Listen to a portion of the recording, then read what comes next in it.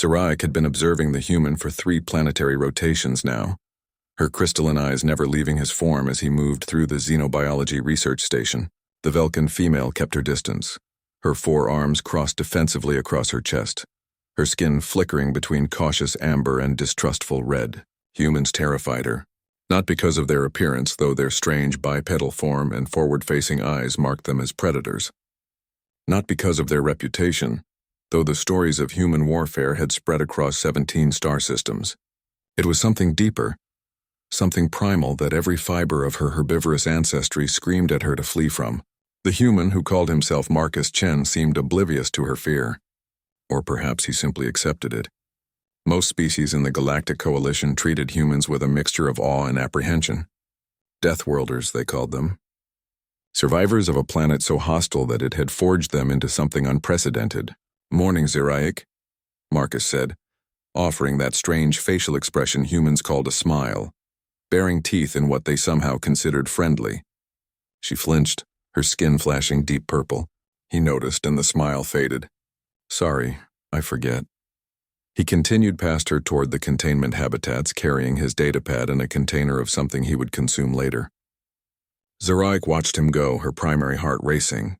Why did the Coalition assign her to work with a human? She had requested any other species. Thalaxians, Corventhi, even the insectoid Vrex would have been preferable. But no, they had sent Marcus Chen, supposedly the best xenobiologist in this sector. She followed at a safe distance as he entered Habitat 7, home to their most dangerous specimen, the Vraken apex. Seraik's skin went bone white. "Human, what are you doing?" "That habitat is restricted." Marcus glanced back, confused. "It's feeding time for the apex. I do this every morning. Alone? Without sedation protocols?" Her voice pitched higher, all 4 arms gesturing frantically. "That creature is a Class 5 predator. It has killed everything we've introduced to its environment." The Vraken apex was a magnificent and terrifying specimen from Dracon 4, a planet even more hostile than Earth. Standing 3 meters tall with midnight black scales, razor-sharp claws and bioluminescent patterns along its spine, it was the apex predator of a world where everything hunted everything else. The Coalition had spent enormous resources capturing it for study. "Yeah, she's a beauty, isn't she?" Marcus said, actually moving closer to the reinforced barrier. "She?" Seraik whispered, her translator barely catching the word. "Well, yeah. Brought her in pregnant about 40 cycles ago. Didn't know at first, but the scans confirmed it." Marcus pressed a button and a feeding portal opened. He tossed in a large chunk of protein. "She gave birth 20 cycles ago. 3 pups." Seraik's skin couldn't decide what color to be. "The apex reproduced? Why wasn't I informed? Why hasn't it been easy?" Marcus held up a hand. "I've been documenting everything. The pups are healthy, and Mama here has been..." He paused, searching for the word. "Tolerant. Tolerant. A Class 5 predator. Tolerant."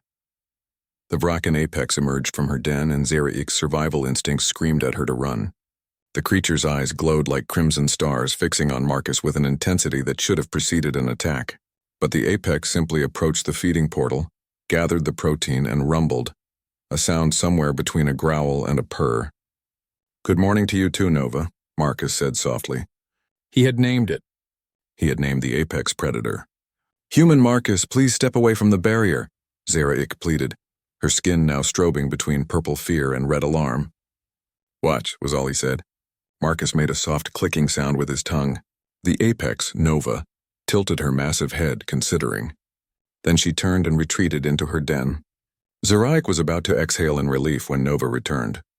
Behind her, 3 small shapes tumbled out. The pups, each the size of Seraik's torso, scaled miniatures of their formidable mother.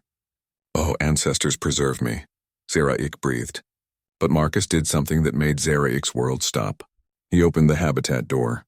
"Human, no!" Marcus stepped inside. The apex could have torn him apart in seconds. Should have. Every xenobiological text, every predator study, every survival protocol said that a predator with young was the most dangerous creature in any ecosystem. Nova watched Marcus enter her territory. Her eyes tracked every movement. Her claws flexed against the floor, leaving deep grooves. One of the pups, braver than its siblings, approached Marcus. It sniffed his extended hand with a nose full of sensory organs capable of detecting fear pheromones. Marcus didn't move, didn't flinch. The pup chirped an almost musical sound and head-butted Marcus's palm. Nova made a decision. The massive predator lowered herself to the ground in a posture Zeraik recognized from her studies. A resting position, non-aggressive. Then Nova did something unprecedented. She closed her eyes. A predator. An apex predator, closing her eyes in the presence of another creature. The ultimate display of trust. "It's okay, Nova," Marcus murmured, slowly kneeling. "I'm just checking on the kids." He gently examined each pup while their mother watched with one eye barely open.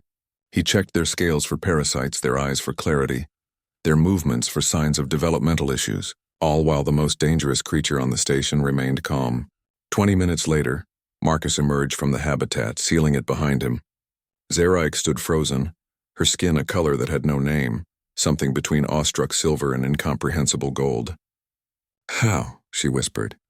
Marcus shrugged. "Patience, respect. I didn't try to dominate her or show fear, just acknowledged her, fed her consistently, spoke softly, let her know I wasn't a threat to her babies." He smiled again, but this time Zeraik didn't flinch. Apex predators on Earth, the big cats, the wolves, the bears. Humans have been coexisting with them for millennia. We learned that predators aren't mindless killing machines. They're parents. They're protective. They're intelligent. "But you're a predator too," Zeraik said, her voice small. "Yeah," Marcus acknowledged. "Maybe that's why. Predator to predator, there's an understanding. We both know what it means to hunt, to protect, to raise young in a dangerous world." He looked at Zeraik directly, his strange forward-facing eyes somehow gentle. "We know what it means to trust." Something shifted in Zeraik's mind. She had been watching this human for 3 rotations, seeing only danger. But Nova, a creature far more deadly than any human, had seen something else. Slowly, carefully, Zeraik took a step toward Marcus, then another. Her skin shifted to a soft, tentative blue, the Velkin color of new friendship. "Would you," she hesitated, "would you teach me? About predators? About trust?" Marcus's smile was warm, and for the first time Zeraik understood it wasn't a threat display. It was an invitation. "I'd like that," he said. "Let's start with coffee. Fair warning, though, it's a human thing, and it's definitely not for herbivores." Zeraik's skin flickered with what might have been humor. "I'll try anything once." As they walked toward the station's commissary, Zeraik glanced back at Habitat 7. Through the transparent barrier, she could see Nova settling down with her pups, the apex predator at peace. Perhaps humans weren't so terrifying after all. Perhaps they were simply survivors who understood other survivors, and in that understanding, there was a bridge between species that no amount of fear could destroy.